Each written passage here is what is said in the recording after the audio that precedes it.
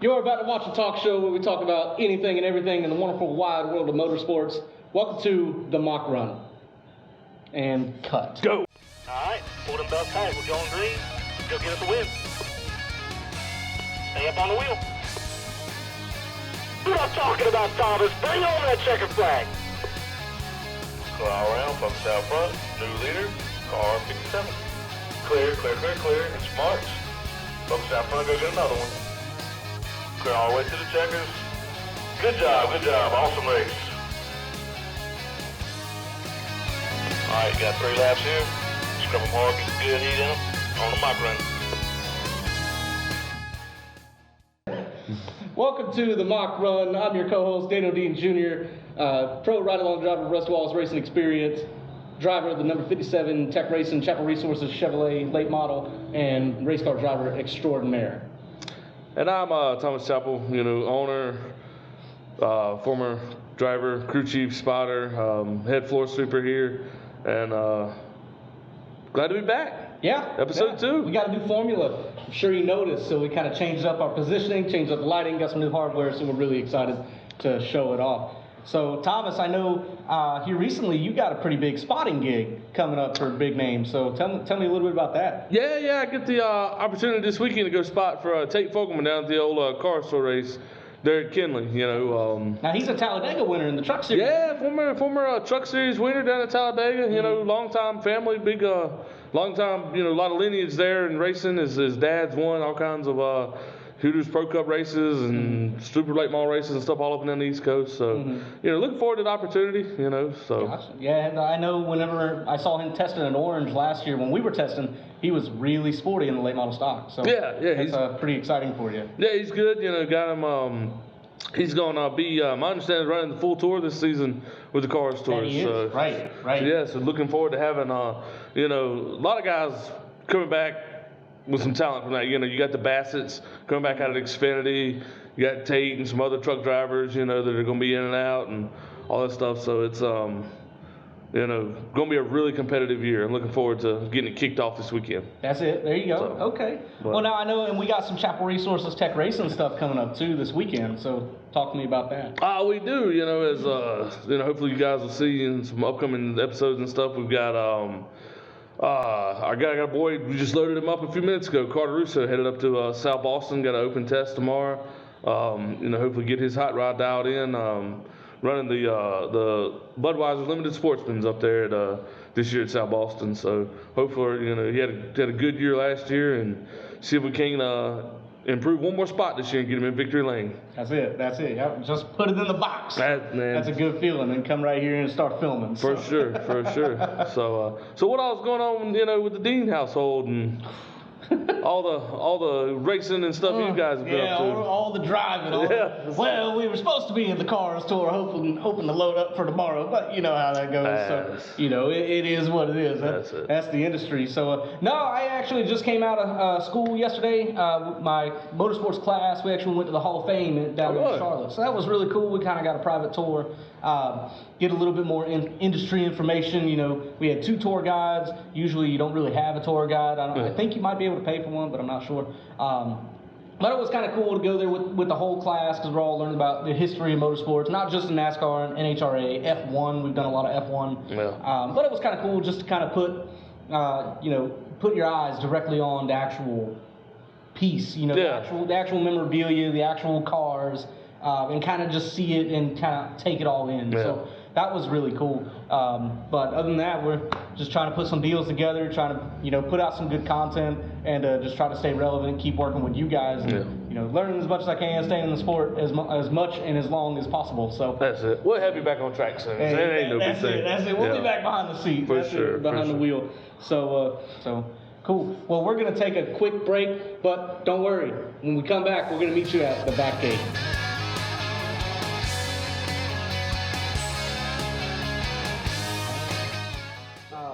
Welcome back to the Mock Run, and we're about to start our segment of the back gate. So, Thomas, talk to me a little bit about the Icebreaker a couple weeks ago. So I know there was some kind of a little bit of a unexpected outcome for that. Yeah. So going back, that kind of gets the season kicked off for the late model stock guys, in our region, and old Doug Barnes Jr. getting the win down there. Air Doug. There you go. So yeah, he you know, he's been strong. You know, a lot of places he goes, but he kicked it off. Got him a win down there. The junior cars, you know, normally pretty dominant these tire saving races. Right. Junior in the field did not have the showing that they were looking for. I said, you know, I think they were right around the top 10, maybe just outside the top 10 with both cars. Both of them. Yeah, nice. Was it Quapple down there too? Yeah, Quapple was actually, I think he was a little worse than Dale was. Really? Yeah. That's surprising. Yeah, uncharacteristic. You know, which you know, you have your Matt Cox and those Robert Elliott trucking guys, and they're pretty good. They gave Doug a run for his money, but other than that, it's a pretty dominating win. That's really uncharacteristic of Quapple too, because he won 4 Cars Tour races last year. Yeah. So it seems like the off season might not have been too awful good for him. Just maybe knocking some of the rust off. You know, coming off of Thanksgiving and Christmas, and you know, just kind of. Trying to knock the rust off. So yeah, I don't know. I mean, I heard that, you know, they were on doing pretty similar stuff to what they've run good down there before. It just did they do any? Do you know if they did any testing? I don't. You know, I'm not sure what all they, you know, what their testing regimen looks like for those guys. But no, it's just a uncharacteristic start to the season for those guys. But then, you know, we got through the Icebreaker and and then they just had the Smart Modified Tour. Right, yeah, back in Florence again. Yep, yeah, I was at another race, so I didn't get to see a whole lot from that. But I know Big Money Matt Hirschman got the win for the mods down there. You know, doing what he does, he wins. What he does best is winning. That's it. That's it. So you know, you had that. That's the same weekend as pretty busy weekend. It was Hickory's opening night and. Know a little bit about that? Yeah, at the Twin 40s. So, funny thing, you mentioned Doug Barnes. He actually went on to win at Hickory. I don't believe he's ever won at Hickory, and he dominated both races after they piled him up a good bit in both of them, right? Yeah. So, I know they sent a bunch of cars. I believe it was in the first wreck. They piled him up pretty bad. They put him in a tire barrier. I know a couple of the crew guys that were working at the track, and they were kind of upset. Yeah, well, I mean, you hate to the tires, not once, but twice in one night. So you hate to work all winter, right? Like, you got your stuff pretty, and like, you know, all right, I'm ready for the season, and the first thing out, you tear it up, and it's like you pile them, not in just one race, but in both of them. Yeah. And you would kind of think, with as expensive as these cars are, we got a long season to run. You know, they okay, the first time, all right, you're shaking the rust off. You know, it's kind of hard to jump back in the seat fresh. Okay, but then you do it a second time. Yeah. I mean, come on. That'll take the wind out of your sails in a hurry for a long season. That is a tough way to start a season. And those guys have got to be back. The 1 week later, this weekend. I mean, so for the next race in their season, it's this weekend. So quick turnaround, 1 week turnaround, right off the turnaround, right off the get. Right, yeah, like you said, right off the get go. You know, we've got bad weather coming in, and just the temps aren't really good for working. No, I don't like working in these kinds of temps. Kind of makes me kind of sad, you know, calling out. But you know, like you said, it's fast turnaround. You got to go right back to it. You know, fix all the damage and then get back to the track. That's tough. Now, speaking of big pileups, I know New River, or formerly Goodyear All-American Speedway, they actually had a pretty bad wreck in the Bandos, of all things. Yeah, that was, you know, one of the nastier wrecks I've ever seen, you know, the Bandos take. It was pretty bad. I think they were, we'll throw a clip up of it, but I know we were down there and heard the hit. I mean, it was, you know, everybody kind of, it was one of them wrecks where everything kind of stops for a second and just want to make sure they're okay. And luckily they were. They did take, I think both of them did go for evaluation and stuff, but did they? Luckily they were both Dillon Spain Motorsports, you know, prepared cars, and you know, all the safety equipment did their jobs. Too, and from what I saw, and possibly the viewers have seen the video, I think the bumpers had just got hooked, and then just kind of, you know, nothing you can really do from there. You're kind of along for the ride, right? Yeah, bumpers got hooked, and you know, one might have not quite known that you know, they weren't fully clear or something, but it was kind of washed up the track. Yeah, but either way, I'm just glad kids were able to walk away. And absolutely, yeah. Go race another day. The whole body, I mean, the body just kind of dissipated. Yeah. It almost seemed so. You know, that was a gnarly looking wreck, especially for toddlers. Yeah. So that's insane. Now, you were also there spotting for somebody in the 20,000 to win race, weren't you? Yeah, we were down there for the Battle of the Stars, the big Battle of the Stars. Yeah. 20,000 win, 200 lap race. You know, like I said, really good quality field of cars. Now I was down there with good buddy Camden. You know, I do a lot of spotting. Camden Gully, right? Yeah, Camden Gully. I do a lot of spotting and, you know, kind of helping those guys out. And we had a really good race car. We ended up second in practice, in final practice and stuff. Kind of felt good about what we had. Qualified sixth, and it was a really good race. It's that down there is a lot of tire savings. You kind of right. It's tire savings. You're kind of playing chess, trying to position yourself for the. We had a couple different stages, and you had 2 tires. You could put them on different times. You kind of choose when you want to, and come down to the end, we felt like we were in a good spot where we wanted to be. Going into the last 50-lap segment, put our tires on, and clock got really free. For the last 50-lap segment, we didn't really make adjustments for that, and weren't able to make the progress we felt like we should have been able to make. Sure. And getting back to the shop, we found out why. It was whole bottom of the car was covered in oil. It ended up, I guess, somewhere there toward the end of the race. It actually cracked the tail housing in the transmission. Really? In the transmission case, and it was dumping fluid all up under the race car. Good Lord. So he was still wheeling that for 50 laps. Yeah, running laps. Dumping fluid all over the rear tire. Yeah, dumping oil all over, and that's why we got free. And we still come out with a 5th place finish. So this is a very respectable race. No, but that's not bad at all. Top 5. Yeah, it just felt like had a little bit more in it. Yeah, it could have been, what could have been, Right, so, right. He could have been the one with the big check at the end of the night. Yeah, but old Butterbean, that LPP crew, man, they come out there with the $20,000 check, went to the Waffle House, and I saw that. So, everybody's been going. Gregson started going to the Waffle House. Now everybody's been going to it. So that's pretty cool. I think it was Austin Hill just went to the Waffle House with his trophy too. Oh really? So I think it was either him or whoever won it in Cup took it to the Waffle House. Yeah. It's just a funny trend that's been going on. I personally like it. Oh, it's cool, man. He posted a picture. Same thing. We'll see if we can throw it up on screen.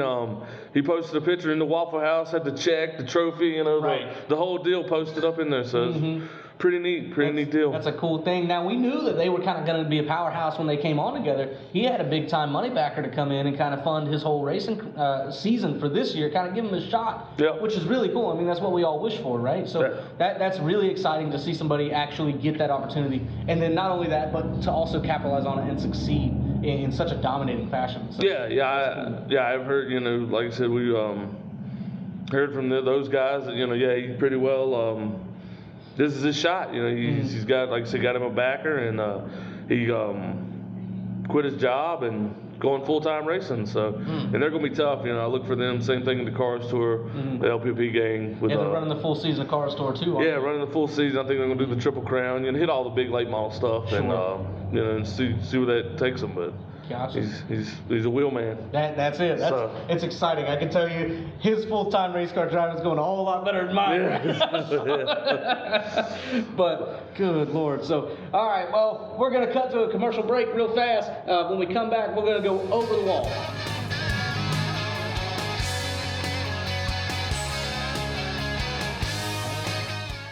Alright, welcome back to the mock run here. In our next segment, we're going to go over the wall and break down a couple of incidences that we found in the incidences.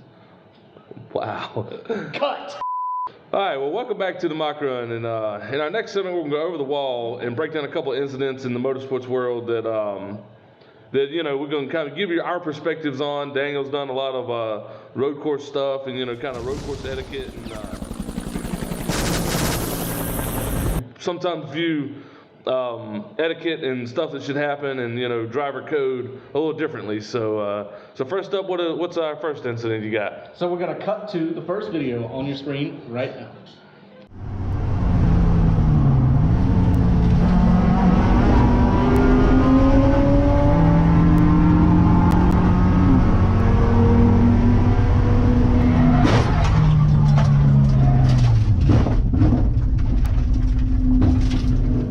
So in this type of racing, this looks to me, I'm not entirely sure, there wasn't a lot of info on this video. Okay. This comes from the High Performance Driving and Racing Enthusiast Facebook group, which is an excellent group with a lot of knowledge, not only about the industry, but about racing in the road course world, all the way up from your grassroots beginner high performance driving education, all the way up to wheel-to-wheel, time trials, SCCA, NASA, IMSA type stuff. So what I believe is happening here is this is multi-class racing, which is pretty typical on these bigger tracks in that kind of world. To break that down for the viewers that are maybe from our circle track perspective. So multi-class is where let's, for example, say you have a late model and then you have a bomber. Yeah. All on the same track, right? Boy, what I mean, but it happens, right? Yeah. It happens all the time. So IMSA I think IMSA runs some of that stuff. I know at the Rolex, that's always multi-class. Any of your endurance stuff, Le Mans is always multi-class stuff. So there's a certain etiquette that's has to be adhered to. Right, for slower cars, faster cars. Exactly. Yeah. Like I said, if you got a bomber car and you got a late model coming up hot on your heels, you're not going to hold them off, right? No. So you have to have an established procedure to be able to let them pass safely. Now, something that's interesting here that is different from circle track is that there's no spotters here.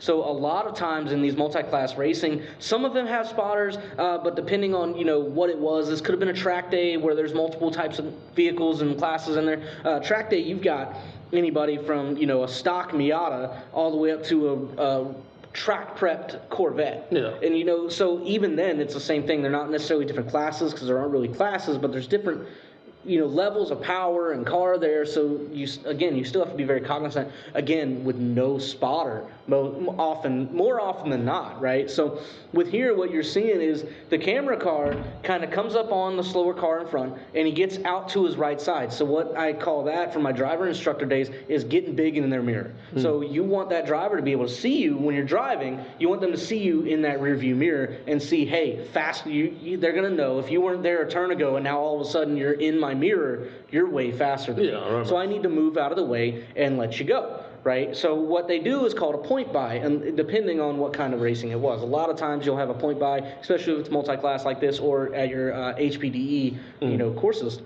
So a point by is where you stick your hand out the window and you, hey, pass me over here. You point them to what side you want them to to go. Circle track has point bys, but we use a totally different finger to point them by. So we really let them know what we think what our point by is. But yeah. But it's to keep the passing controlled and keep it safe. That way stuff like this doesn't happen, right? Or you stick your arm straight out the window and say, hey, pass me on the left. It's up to the faster driver, the driver that's going to pass the slower car, to execute a safe pass. So typical etiquette for point by, if you're giving a point by, you're going to throw your hand out the window. Let's say in this case he tried to pass him on the right. He's going to point him by on the right side, and then he's going to get over off the racing line, depending on what organization it was. Some say to get off the racing line, some say it's the passing car's responsibility to get off the racing line. But they're going to do whatever the organization dictates, and then they're going to lift the throttle. I was going to say roll. You just got to roll out even more. Exactly, they roll out a little bit. That way, again, a lot of times, guys in Corvettes and stock Corvettes are all the way up to depending on their level of experience. And track prep Corvettes, sometimes they get passed by Miatas, right? Because they're just Miata's always the answer. But it's just such a good platform. But that Miata's not going to outrun you down a straightaway, right? A Corvette's going to, and it's actually a stereotype of Corvette guys in the track groups, is that you're going to try and drag, you're going to give them a point by, and then obviously they're 400 horsepower down from you, so they're not going to pass you right off if you stay in the throttle. So you're going to watch, make sure they're moved out from behind you, then you're going to lift the throttle, give them the pass, and then you're going to fall back in line, right? With this, I didn't necessarily see a point by, but typically, if he's giving them that pass, or even if he sees them, sometimes if it's a wheel-to-wheel class, you might not get a point by, but again, multi-class, you're going to give them that, right? Yeah. So here, you kind of see the car in front kind of swing out to the left, and it looks like he's giving the camera car room. The camera car did everything good up to this point, where he's in his mirror, he's letting him know that he's there without giving him a bumper, because it's more gentlemanly racing there. You don't typically give him the chrome horn. And just let him know, hey, I'm here, I'm faster than you, I need to pass. He's going to move out of the way, and it looked like he did, and then the passing driver moved to the inside and tried to go. Now, was this a dive bomb? It kind of was, but it looked like he was giving him the point by. Now, if this were me, and it's easy to be, it's easy to talk from hindsight, right? Yeah, I was about to say. Yeah. If this was me in the camera car, I would like to think that I would have not passed him in that corner, expecting him to apex it, come all the way down to the inside line like the car in front did, and then just pass him on the straightaway that was upcoming, right? He didn't do that, though. So what he did was he came in, he thought that he was moving out of the way, and then he came down into the corner, and then lo and behold, the car in front didn't know he was there, obviously, and came over his nose, and then spun him out, and then both cars go into the barriers. Yeah. So I assume it ended both of their days. I don't really have much more info than that, but from a road course standpoint, right, the camera car did everything perfect until, again, speaking from hindsight, until he dove into the corner, right? Was that his corner? It's questionable, but ultimately that would have been the passing car's responsibility to dictate. Now, the forward car obviously did not see him.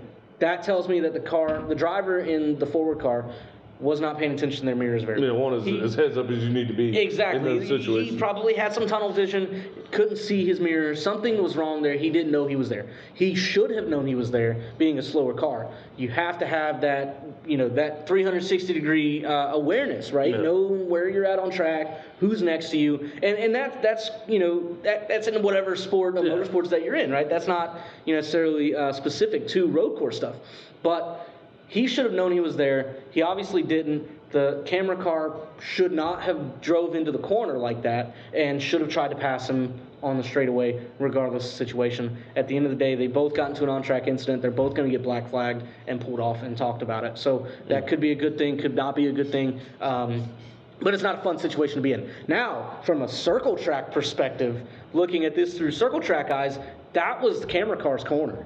All day. Well, I mean, hell, he was, because his, like the camera guy's left front was up past the dude's right rear at that point, going into he was right at his door. Yeah, I mean, he was up to his door. There. I mean, Exactly. So that was his corner all day from a circle track perspective, right? Dooring somebody, that's not abnormal in this sport, in circle track anyway. So that was his corner all day, and the forward car just came across his nose and took them both out. Yeah. So again, in the circle track world, you would say that forward car had a lack of awareness yet again.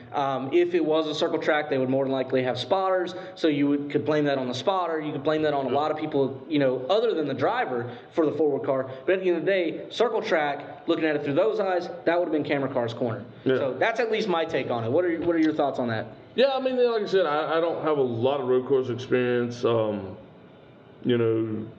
but I do know, as a driver in anything, circle track, road course, it is your job to take care of your fellow racer as well, right? Right. And everybody has, like I tell all of my my circle track guys, like, you got to figure out your own code of what you're willing to do, right? Like Tony Stewart. Right, like how you're going to race somebody like else. Tony Stewart, fucking I wrecked my mom, for... yeah, sorry. And again, 2 beeps. Yeah, so, Tony Stewart, I wrecked my mom to win a championship, right? Right. And then, then you got like the Mark Martin more guys, that, they're going to do it, and they're going to do it what they perceive to be the right way. So everybody has to figure out, like, how far they're willing to go, what their etiquette is, short of wrecking people, right? I don't condone that at all, no way, shape, or form. Sure. Moving, moving somebody, and when done the right way, it can be exciting. It's fans love. It's hard racing, and then some tracks promote that more than the others. So back to that, like I said, all drivers have to figure out what their code is, and there again, it's your job to take care of, just like defensive driving on the street. It's your job to take care of your fellow driver. I'll even go there that probably the camera car was in my eyes a little aggressive, but I mean, we're racing, so when have we not been a hair maybe over aggressive? Right. So, but it's the other guys same time awareness in multi-class racing that like if I'm running my bomber car against your late models, then I know that I've got to be aware that you guys are coming. Yeah, that going in, strapping into the seat, that you're going to have to be aware. Now if I'm running, it's different if I'm running my late model, like nobody's going to be 3 seconds faster than me per lap or something, so I'm probably more focused out the windshield. Sure. So, there again, I think it's all very situational, and it goes back to the driver really needs to take into account everything that is going on around them, what their position is, and try to put themselves in other people's shoes too. Like I said, the guy in front kind of left the door open there when he swung out wide. The dude may have thought, he's giving me room. And right, he's moving out of the way and letting me pass. Sure. So it's a bad deal all around. But like I said, from where I was at, it comes down to whose fault that was. Camera car was, he was in there. He was up to the door. Right. So he had the corner. That was his line. There you go. So fortunately, both these drivers did walk away. I'm fairly certain. So I don't think they had but minor injuries, if any, maybe a bump. So that was really good. That really,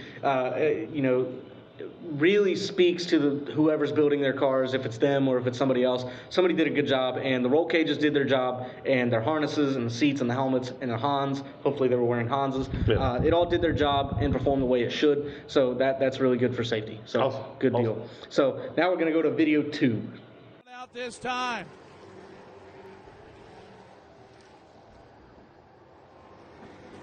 Final time down the back straightaway. Donahue on the outside. Roberts on the inside. Drag race off of 4. They touch. Oh, no!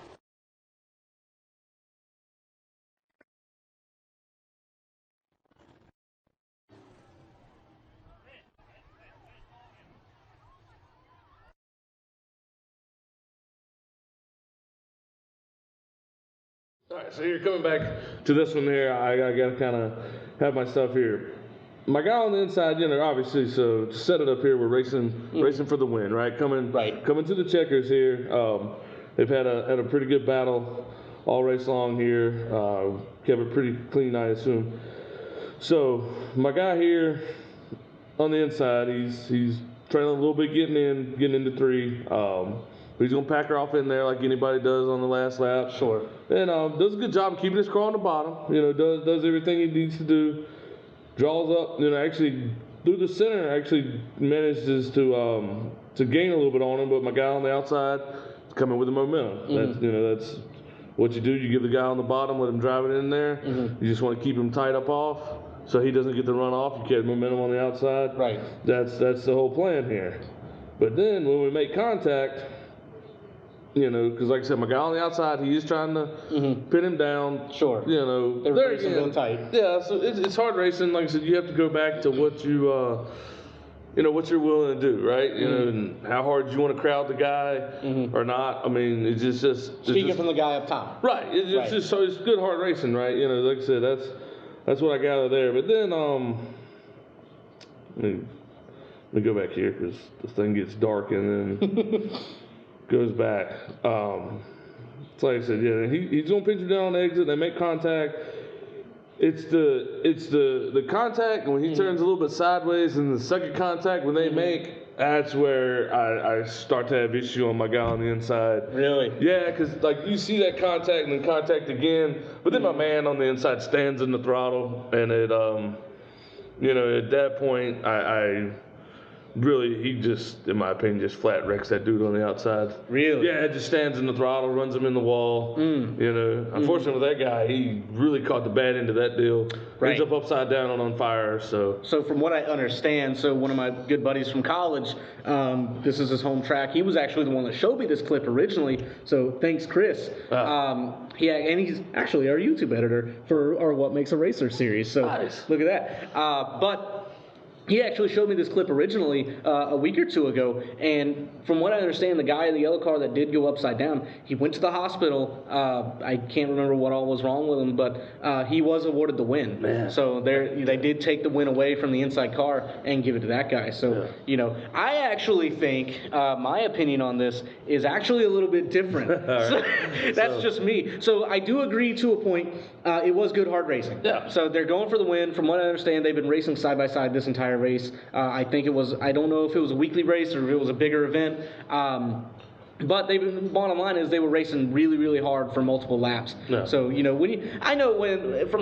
a circle track standpoint, when you're racing next to somebody for lap after lap after lap, you kind of get a little tired of them, right? And I mean, who hasn't thought, what if I just junked them?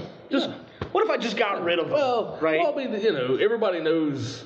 Like what you're doing out there, right? Like if I'm just staying outside of you, keeping you down on the bottom, trying to get your stuff hot, burn your tires up. Exactly. Especially at certain type of tracks. I mean, that's a strategy. I can just stay up here, a little less wheel input. You know, Right. I'm just cruising on mine. Kind of just cruise, trying to save make your you burn tires, yours make up. me burn mine up. You know? Yeah, so I mean, who hasn't thought, you know what, I'm just going to door him, and if he goes, and then it's not my problem anymore. Of course, we've all thought that. Yeah. Now, how many of us actually do that? I don't think there's very many of us that are willing to Let's do hope that, not. especially So- to a fellow racer, right? Yeah. You know, but I actually think, so when they come through the corner right here, so this is my perspective on it. So they're coming through, where'd it go?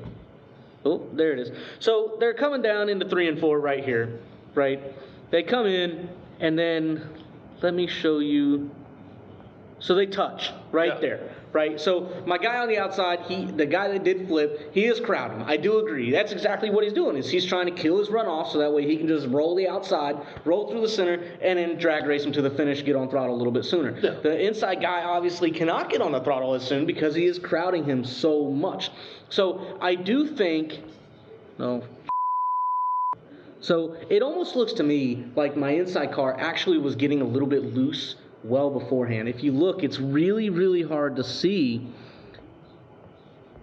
You can kind of see he's down on the apron with his left front. Yeah. So I almost think he got a little loose. You know, they did touch. They both go sideways in the next frame. But then you see, I think my inside guy, he just slightly overcorrected. So he's trying to stay in it. They are fighting for the win. He gets a little loose. They both spin. You know, they're both pointed to the inside wall, and they both kind of correct a little bit. I don't think my outside car corrected quite as much. I think he did if it were just a single car, I think he would have done a really good job and would have saved it. I think my inside car, he did overcorrect, and it snapped back towards the outside wall just a little bit, and that caused them to domino and shoot the yellow car into the wall. Yeah. But we'll go back and watch it again. My whole problem is when they make contact, I don't see, no lifting. And matter of fact, I feel like my man right there on the inside throttles up for the checker flag. I mean, don't get me wrong. I know he's going for the win, but, and there again, hindsight's 2020. My man ends up upside down in his race car on fire. Who wants to be in that situation? For sure. So, there again, try to take care of your fellow racer a little better. Right. Hopefully dude learned his lesson there. You would hope so. Fortunately, I think he did end up surviving. I don't think he's got any long-term things. I could be wrong, but I'm fairly certain my other guy that went upside down, he was good. But I do, and I'm trying my hardest to not look at it through hindsight. Yeah. Right? I'm trying to think of what I would actually do. Would I have got out of the throttle the second time we hit? I would like to think so. Yeah. I would like to think that I started spinning, but part of me says, no, I probably would have tried to save it. And it probably was tough racing. Yeah. Maybe the outside car was going to lift. They touched. He didn't lift either. I don't think, me personally, I don't think there was any malicious intent here. I don't think the inside guy was trying to dump the outside guy and just wreck him for the win. I just think that, it was just good, hard racing. And just, obviously the outcome was not desirable. No. But I think looking at it through my circle track eyes, I think that it was just, one of those racing deals. But see for mine, I put it, like I said, my guy on the outside, like I said, he was the leader. Old dude packed it off in there. Like I said, it was fairly clean up to that point. I mean, I get it, racing for the win and all that, but at the end of the day, when you end up with two wrecked race cars, you gotta pick fault, and I definitely put that on my man on the inside. Absolutely. That's fair. It's racing. My guy on the outside did nothing wrong there, But definitely that's a controversial one. Y'all should let us know, your opinion on what you think happened there on that one. And let us know. We would love to know your thoughts on it. So now let's do something interesting, because this is obviously going to be a little crazy. Let's look at it through the road course eyes, right? Let's break this down through that. Because obviously, from a road course perspective, there's a lot wrong here. Yeah, okay? There's a whole lot wrong here. So from a road course perspective, spotter or no spotter, these guys are racing really, really hard. Yeah. Road course racing is, the standard is more of a gentlemanly style of racing, right? Typically, dooring your competitor is not okay. That's not. Well, let me ask you this going into this, right? Because I don't know road course etiquette. So in the road course world, if we're racing competitive, wheel to wheel, right? I'm the same class as you. We're both racing our Corvettes or our Miatas, probably. Miatas. Yeah. So beating up spec Miatas there. Yeah. So or probably E30s. E30s. There you go. So if we're side by side going into a corner. Does it matter who had the position first, or does it matter that we're side by side? Like, is there like a point that I let you complete the pass, or do I fight you for the pass all the way to the end? Or I mean, it really depends. One of the big deciding factors there is the organization that you're running with, right? Some organizations, I can't name any off top that I would know, but some organizations, they're okay with it. A little bit of contact, especially if you're racing for position, right? That's a big thing. A lot of your endurance leagues, some people, they start multiple laps down just because of how their point system for the car works out, right? Yeah. So if you're not racing for a position, or especially one of the big no-nos, I'll say this, if it's not a car in your class, right? Yeah. That you're not going to race them like that. You're going to let them go by regardless of how it is, and they're going to go, and you're never going to be in that kind of position, right? Yeah. You're never going to door anybody. Let's just say you are. One of the cars is going to have to lift. But again, it really depends on how you got there, how the other guy was. Like going back to the first video that we talked about, where you're going into a slalom, you're going into some S's, where you're going into a left-hander and then immediately into a right-hander.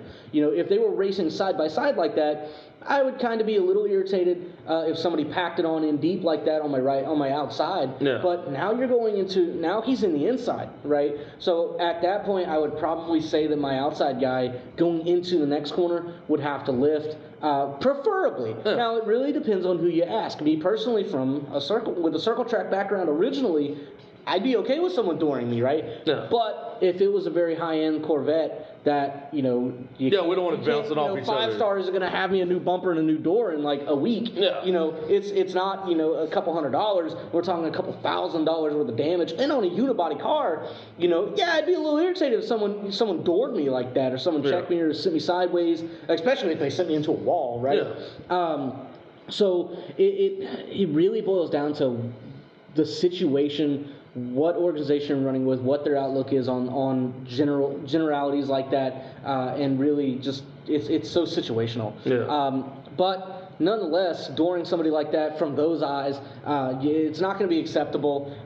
You would have seen that guy coming on your outside, and the first time, okay, you've touched. The second time, then now you're both at fault. I mean, honestly, because again, depending on the organization, they could say that either one of you could have lifted at that point. Neither of them did in that video. I respect it, but it ended up with somebody upside down on their lid. The organization's not going to take that very lightly. Now touching does happen in your road course stuff. It happens all the time. But again, it just really depends on the situation. And unfortunately, it can sometimes depend on the outcome. Right, in this example, where the guy's upside down on his lid on fire, that's one of the most tragic, horrific things you can have happen. Nobody wants to be in that situation. Exactly. Yeah. So they probably, regardless, would come down really, really hard on both of them. Yeah. Right, because at the end of the day, it's both their responsibility. Had they just scuffed the wall a little bit, and it was for the win, they've been fighting all year for a championship, now things are a little different, and they might be like, hey, don't do that. Yeah. But nobody ended up hurt. Nobody ended up going to the hospital. The track doesn't have to worry about insurance. I don't think it would have been a big deal. Yeah. So, let us know what you think down in the comments section. We, I believe, are going to go, I'll pull up my notes. Yeah, that's all we've got for Over the Wall. We're going to take a quick commercial break, and then we'll be right back for any loose ends that we've got and to play you out. So.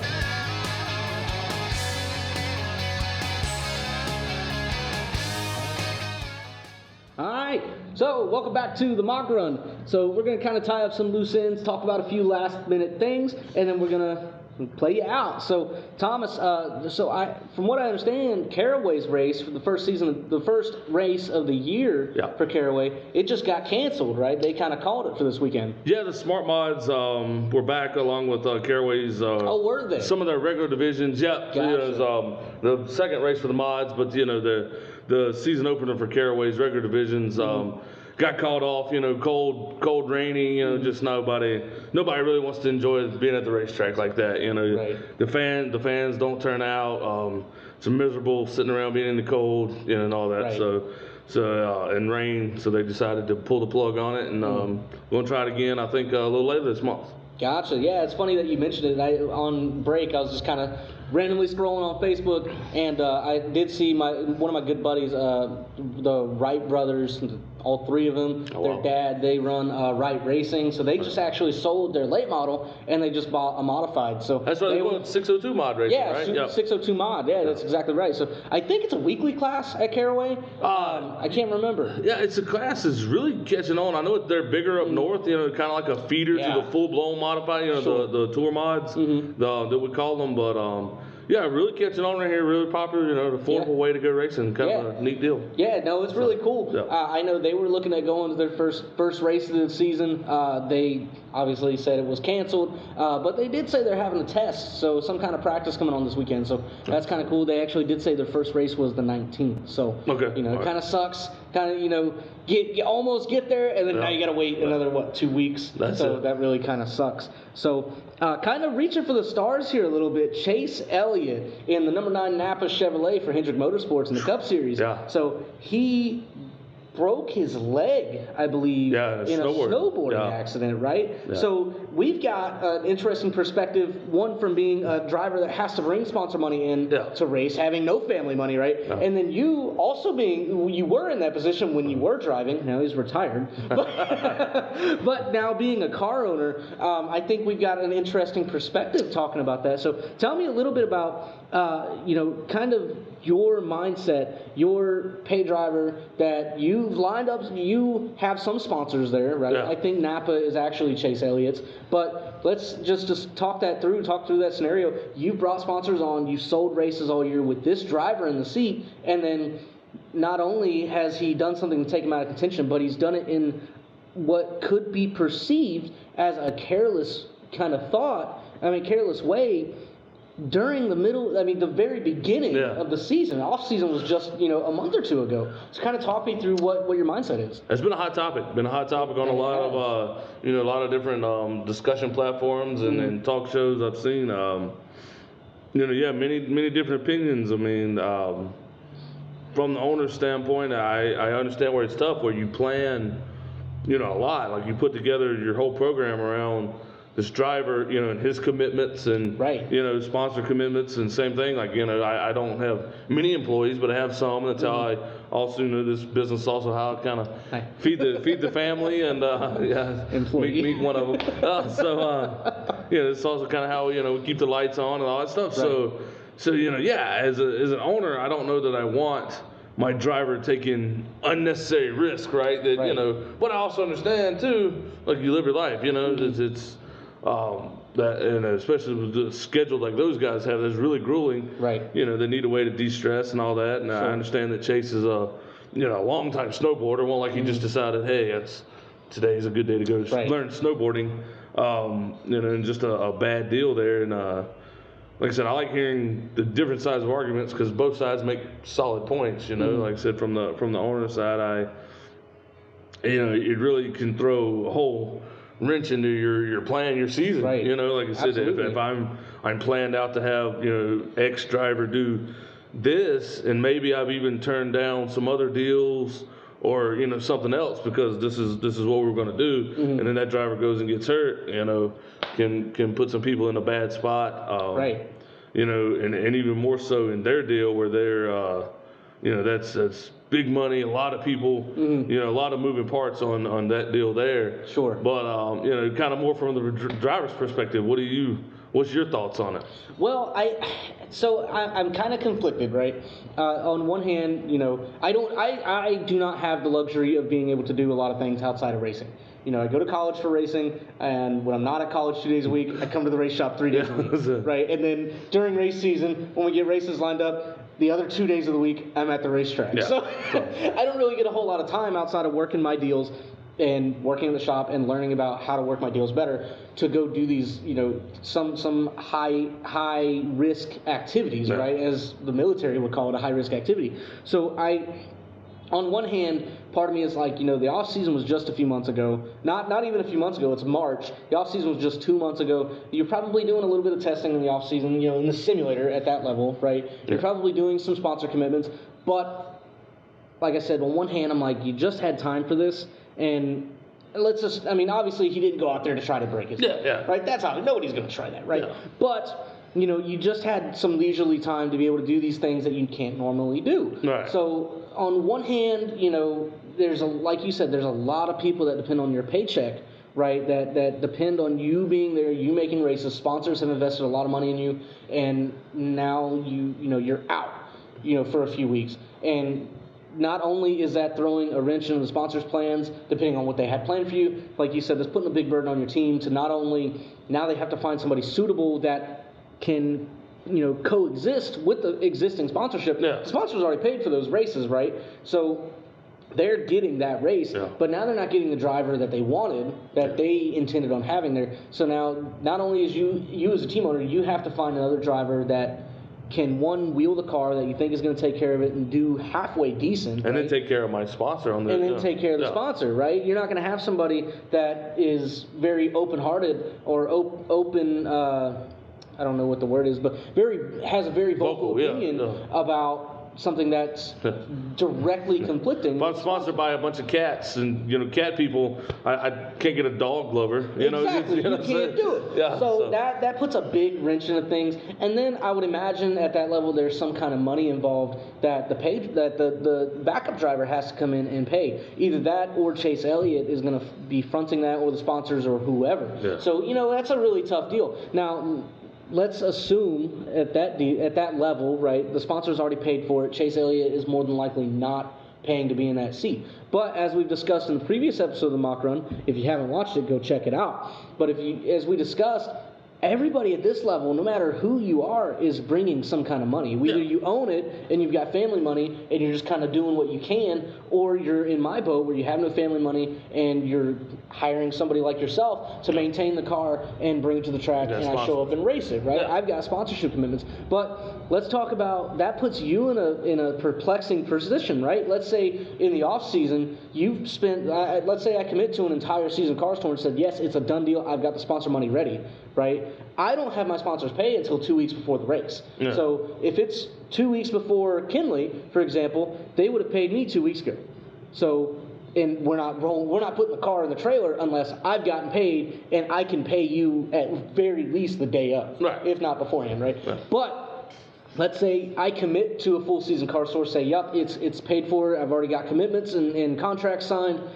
You spend a pile of money, right, getting, the carbon seat, that's $5,000, getting a new chassis if that's what you decide is best for your program, refreshing your motors. Some of these motors are $20,000, $25,000. These are not cheap toys, right? No. You spent so much money trying to prep these things, and you typically don't get paid until we go to race, right? Yeah. So what talk to me about that, where I've done something that takes me out of the seat. You've already made all these financial obligations, and now I'm not racing. Do you charge me? Yeah. Do I owe it to you if I'm not racing? What kind of, talk to me about that? Yeah, I mean that's a tough spot to be in. I mean I don't know how everybody does it. I mean I know how I work it with my team. How we kind of run our deal, but like you said, it is a lot. Especially over the winters.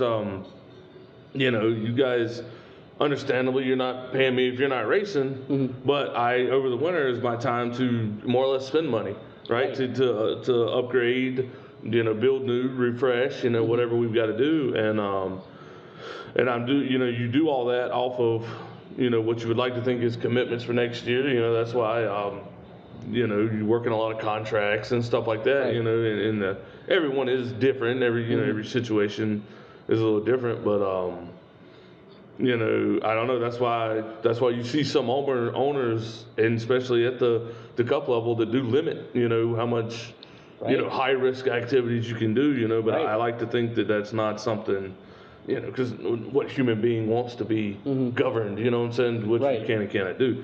Absolutely. So nobody really wants to do that, but at the same time, I think Hendrick was actually the one that was famous for not letting his drivers do anything except go cup racing. That came up with Kyle Larson whenever he was doing all his dirt stuff, and then he signed on with Hendrick. There was discussion of if he was going to be able to continue to run his sprint car stuff or not. Obviously, that was lifted and that's changed, and now a lot of other drivers are being able to do that. But just ironic. Yeah, I mean that's what I'm saying. So it's really interesting that like I said, it takes an incident like this with a high-profile driver to really, make change. So we'll kind of see what comes out of this. Sure. Going forward, and if there are more restrictions, because, at the same time, I know you look at your drivers as human beings, but also they're an asset, right? Absolutely. So I need to protect my asset the best I can, because like I said, that in the racing motor world, the asset can make or break the team. Absolutely. Like I said, if that's